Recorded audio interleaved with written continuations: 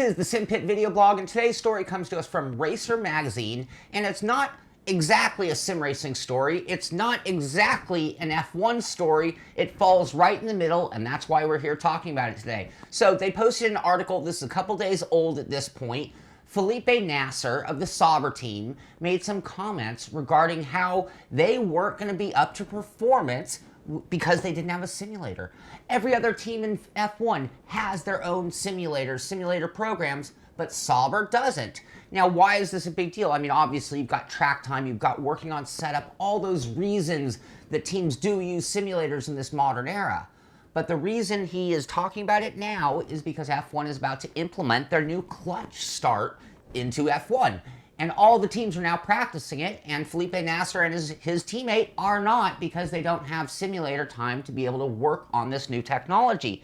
So what's interesting is while the other teams are running it in sims and working on this, these guys are having to do visualization techniques and watching videos, demonstration videos, in order to get a handle on what they're going to be dealing with at the race at Spa. And that is definitely a downside. So the article does go on to talk about simulators and what Sauber's doing about it, and the fact that maybe someday they'll have one. I've also seen some comments from people who talk about, well, why don't they just get a sim and do it? Well, they don't sim like we do. I mean, when they sim, the driver's still a driver. They've got engineers that are looking at the data.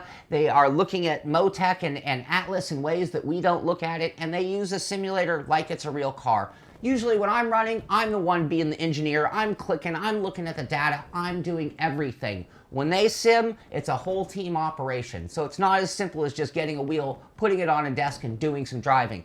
The other thing is, whatever the way this clutch start works, it has to be done right for the simulation to actually be an advantage. So you can't be guaranteed that any sim has this technology built into it, ready to go in the way that F1 is using it.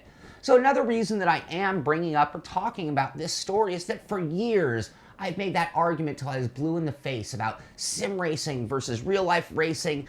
Was sim racing good preparation for real life racing? Was there any crossover in the techniques used? Would a sim racer automatically be a good racer? I used to argue with people about this, and the reality is I'm done with this argument. This argument is now a proven fact. Sim racing is a form of motorsport in its own. Sim racing is a wonderful training tool for whatever form of racing you're talking about. And now when you see a story like this, simulation being talked about in F1 as a necessity, like you're talking about engineers or new tires or a good engine program, to me, it just shows you the level that we're at right now. I'm going to put a link to the story at racer.com so you can check out exactly the wording that was used. I'm going to go do a little quote here, but Smith from Sauber talked about wanting a simulator. One quote, he said, "So much of the design, development, and analysis happens in the virtual world, and a driver-in-the-loop simulator is the ideal way of combining a lot of that virtual reality